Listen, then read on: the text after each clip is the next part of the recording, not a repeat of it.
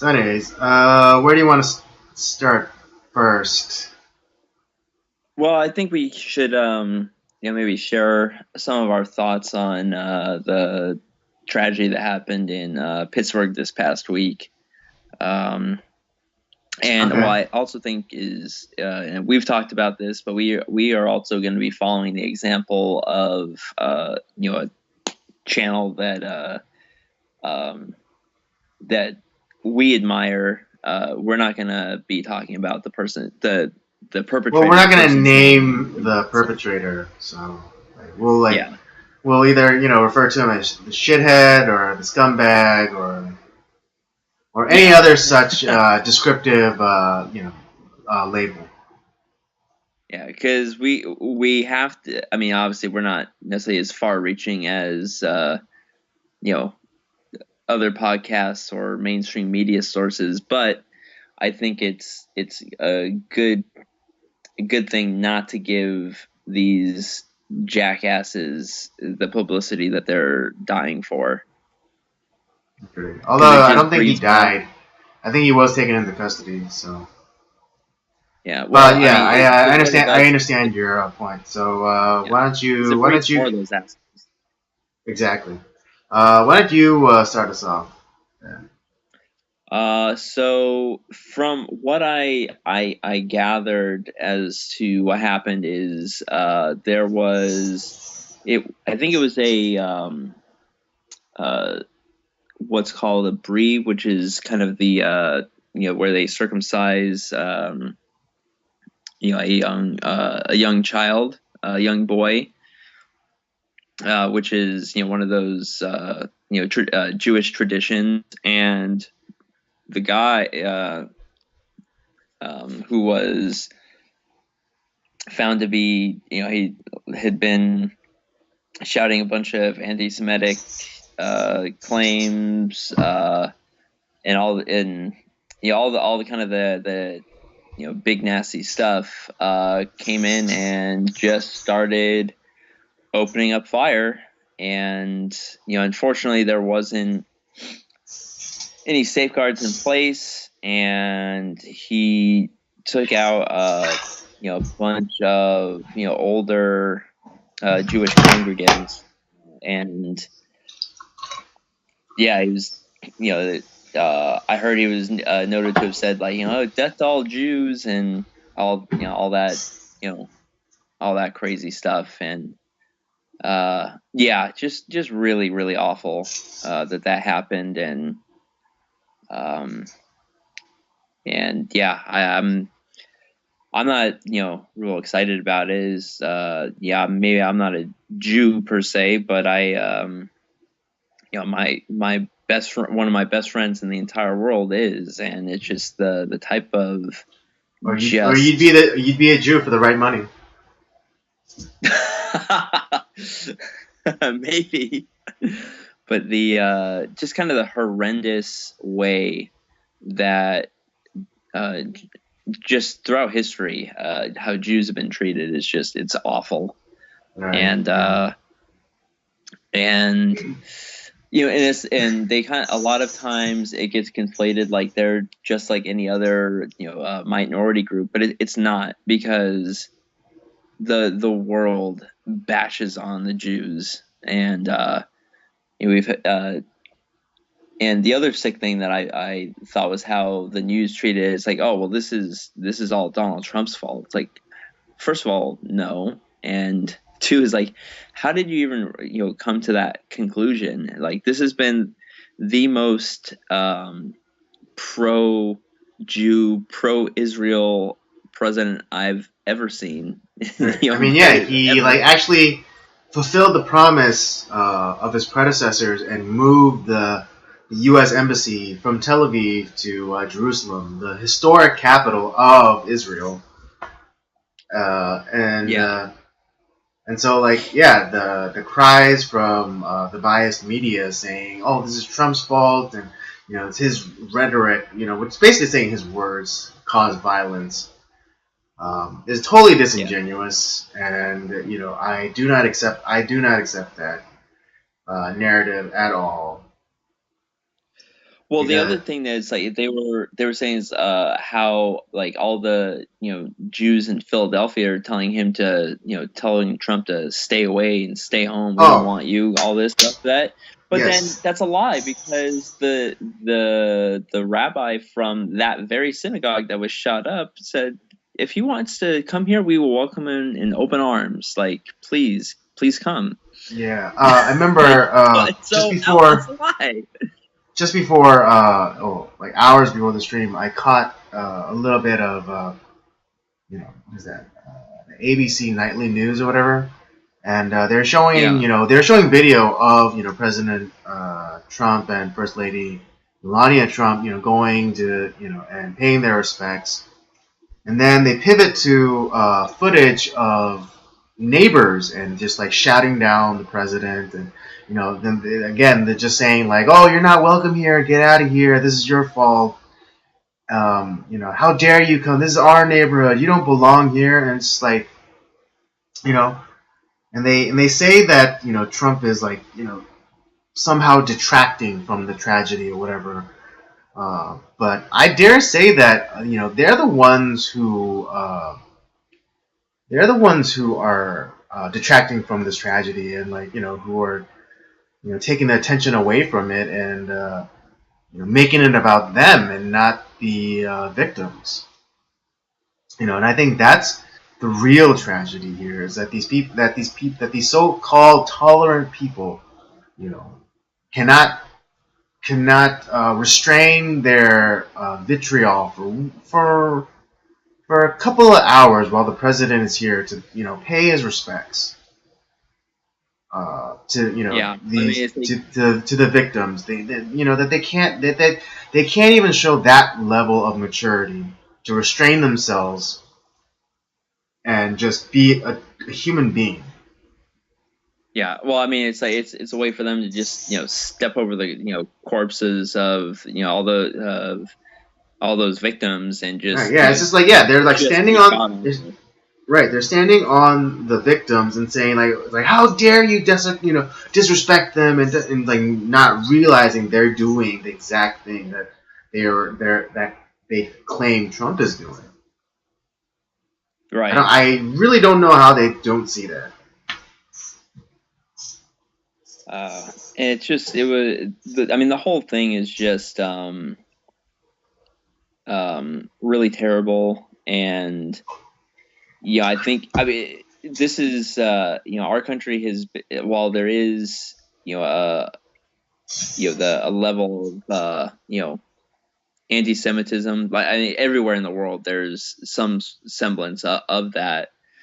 But this country has been such a haven for Jews that it's not that like they're constantly in danger, but man, I just it's kind of sad that they may need to do more to protect themselves and have some semblance of security to hopefully prevent a tragedy like this from breaking out again. Yeah, I mean, like they didn't have an armed guard, and then like I guess like the easy retort is like, well, why should they have an armed guard there? It's like, for things like, so things like this never happen, because I mean, you know, uh, even though we live in America and we live in a mostly tolerant society, there's still like those crazy fucks who who will go who will do horrendous things. And isn't it great that we live in a country where we can defend ourselves? That it like that's one like well that's one of the that's one of the freedoms that is enshrined in our founding document, saying that the government will not impede, or at least it shouldn't impede on the individual or the citizen's right to defend themselves. Especially if Yeah, you belong to a people's group who have been historically targeted uh, for discrimination. yeah. I mean, it's really just, I don't know. I'm very sad by a lot of the rhetoric that is being shared by the news, because they're trying to make this an anti-Trump thing. They're trying to make it anything else to bend to something to fit their narrative, and instead of like, hey, you know what, maybe let's go ahead and mourn and remember those that are now gone. But maybe we can do that for a second before we start spitting on their corpses as we yell at each other over something that's like they're not even telling the truth about. It's really disgusting. And I felt like the words that Trump shared after and speaking of the tragedy were I really thought he gave a great speech. And I mean the guy cares about these people. He's broken up about it, I think, as much as anybody that isn't directly involved with as far as having their family members killed. And one of them I heard was also like a Holocaust survivor. So man, it's like, Yeah. but I mean, his son-in-law is Jewish, and his daughter converted to Judaism. So I mean, yeah, it could have been his kids. It could have easily been his kids. it could easily. And so it's just it's a it's tough. And I like I said, this has been finally we have a president that has the backbone to stand up for the Jews and stop letting them get blasted in the UN, and actually follows through on a promise that presidents have been making for 25, almost 30 years. Right. Never At did the very least, anything. for as long as we've been alive. Yeah, pretty much. That's how long the promises have gone for the U.S. to recognize Israel as the capital of, or I mean Jerusalem as the capital of Israel, and move the embassy there. For as long as we've been alive, that's how long the U.S. presidents have been promising to move the U.S. embassy. And then finally we have this. We get a president who falls through on that promise, and then people are still wanting to rake him over the coals for it, saying how like, oh, it's going to provoke our enemies or whatever. That's like, Yeah, so what? So what? Nothing's gonna happen. Nothing has happened, and who wants to piss off the country with like the biggest military and the biggest and the most advanced military in the history of the world? It's like, come at us, Palestine. Yeah, it's like, come at me, bro. Yeah, come at me, Palestine. The nation that's not really a nation because it's not a thing. Right. Yeah. But oh man, that's because and Israelis are nicer to the Palestinians than the Palestinians are to their own people. So yeah, right. Oh, that's funny because I wanted to ask Dan that about the whole Palestinian thing, and because when we had him, that I like to hear his perspective. Yeah, do the Palestinians have a case, and if so, what I mean, because Israel has tried 3 times to offer the 2-state solution, and each time the Palestinians have turned it down. They have constantly, because they had much more land than they do now, but because they're like, right, because Israel made concessions. They've bent over backwards to come up to try to arrive at a peaceful solution. And like, oh, you want the Gaza Strip? Okay, here you go. They gave up a ton of land to the I think it was the Egyptians, right. And they continued to get you know, spit on, slapped, missiles fired at them, and they get, you know, the UN is pretty much everyone is anti-Israel except for us, which to me personally, you know, maybe this is speculation, is why we've been a country for so damn long, that, you know, we have some sort of providence because we've stood up for these people. Mm-hmm. Yeah, I mean, to think about it, Israel is the only democracy in the Middle East. The only one. It's the only one. You know, and it's surrounded by countries that have historically wanted it to be wiped off the map. Yep. Like, historically. You know, I'm like talking about even before the founding of the United States. Yeah. But yeah, we'll definitely, next time we'll have Dan on. We may, because we ran out of time, because man, there's so many different, you know, fun topics to talk about when it comes to that. But yeah, I would like to hear his thoughts on all that. Mm-hmm.